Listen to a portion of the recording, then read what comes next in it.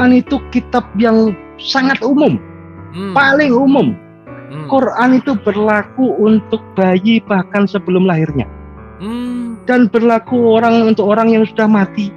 Ya, Quran itu menjelaskan banyak hal, teramat banyak hal. Diterangkan tentang peristiwa penciptaan manusia, peristiwa janin, peristiwa ditiupkannya ruh. Berarti kan berlaku untuk bayi bahkan sebelum lahirnya, toh?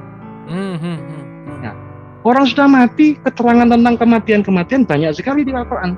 Berarti juga berlaku untuk orang yang sudah mati kan setelah meninggalnya.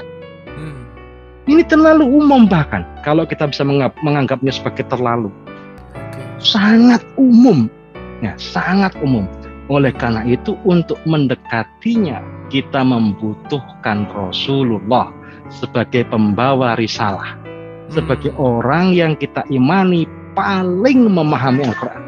Karena beliaulah orang pertama yang menerimanya dari Allah. Kita ini kan orang kesekian, ya, yang para sahabat waktu itu menjadi orang kedua yang menerimanya dari Rasulullah.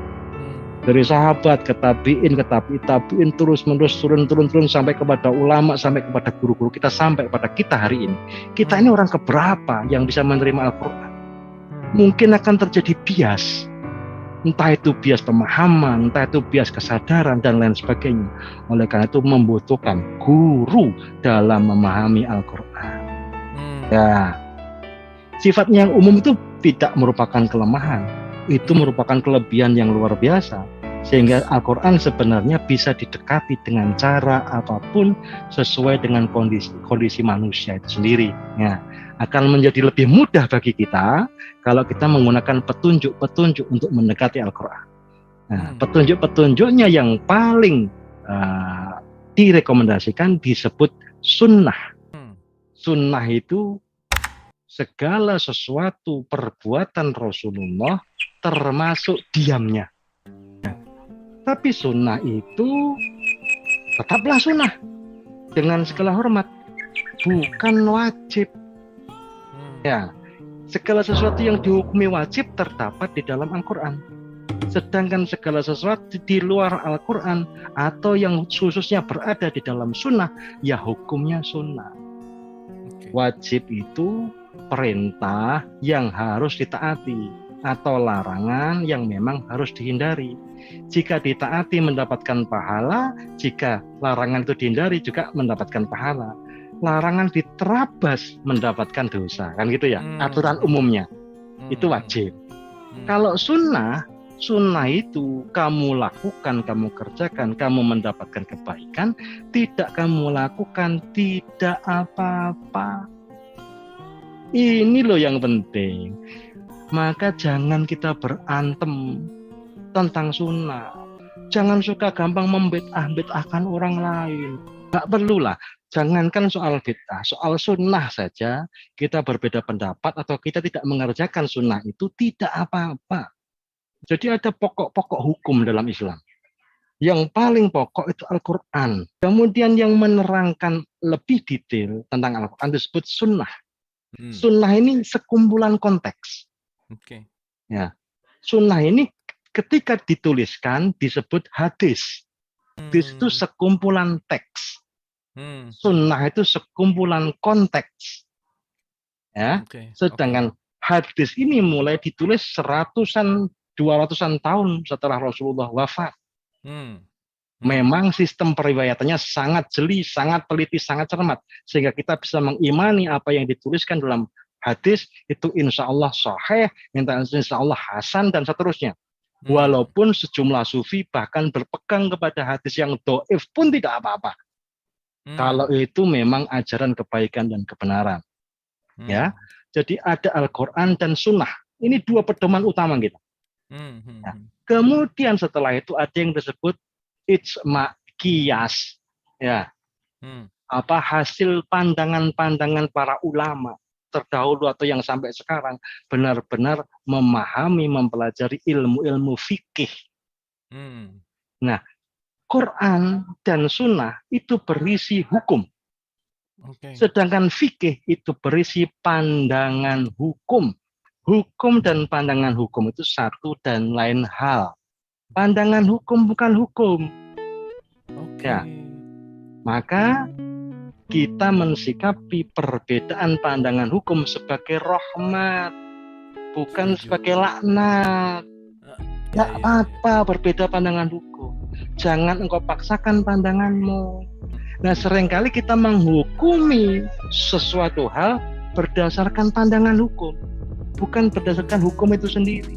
Nah, fikih ini sebenarnya lentur sekali. Ya, fikih ini sesuai zamannya, sesuai keadaannya. Rasulullah saja sangat bijaksana dalam menetapkan hukum. Pernah suatu ketika ada seorang badui datang kepada Rasulullah di bulan Ramadan. Rasulullah, ini aku bagaimana ini? Bolong posoku. Loh, ada apa? Gak kuat nahan Rasulullah. Nggak kuat nahan apa? Aku ngumpuli istriku. Waduh, ya. Ngumpuli istri ini gawat, ini nggak boleh. Memang membatalkan puasa. Terus harus bagaimana? Oh, ada dendanya. Dendanya apa? Kamu harus berpuasa 60 hari. Sehari saja bolong ya, 30 hari nggak kuat. 60 hari bagaimana Kanjeng Nabi? Nggak kuat saya, nggak kuat. Ramadan 30 hari nggak kuat, apalagi 60 hari. Oh ya sudah, kalau begitu kamu harus bayar fidyah, memberi makan satu orang yang berpuasa. Ya, karena ini kamu bersenggama berkumpul dengan istrimu, kamu harus memberi makan 60 orang miskin. Waduh Rasulullah, saya ini miskin.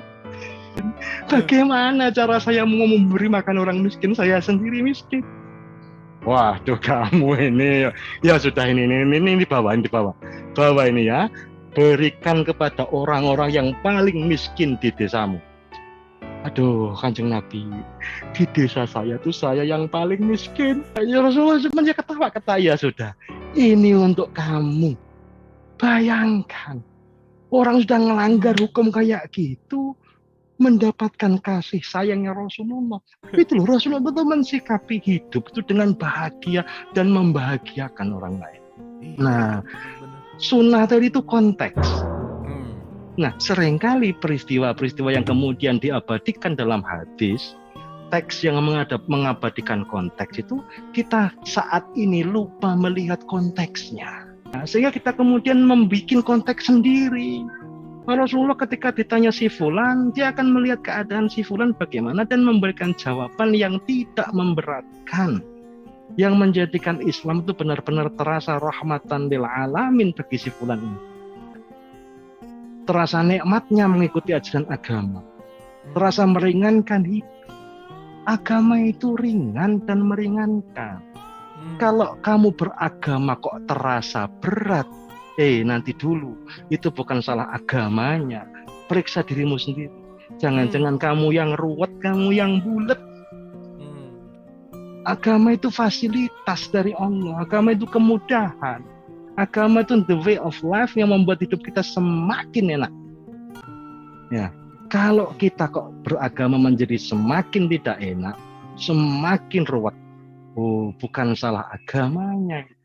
Coba periksa dirimu sendiri. Quran firman-Nya Allah yang sungguh-sungguh pasti benar. Yang Allah berfirman, Inna dina indallahil Islam. Ya. Sesungguhnya agama yang paling mulia, atau sebagian orang mengartikannya yang paling benar, adalah Islam. Yang dimuliakan oleh Allah, yang dipaling muliakan itu dalam hal ini agamanya, bukan orangnya. Ya, jadi orang yang meributkan itu pasti orang-orang yang merasa benar.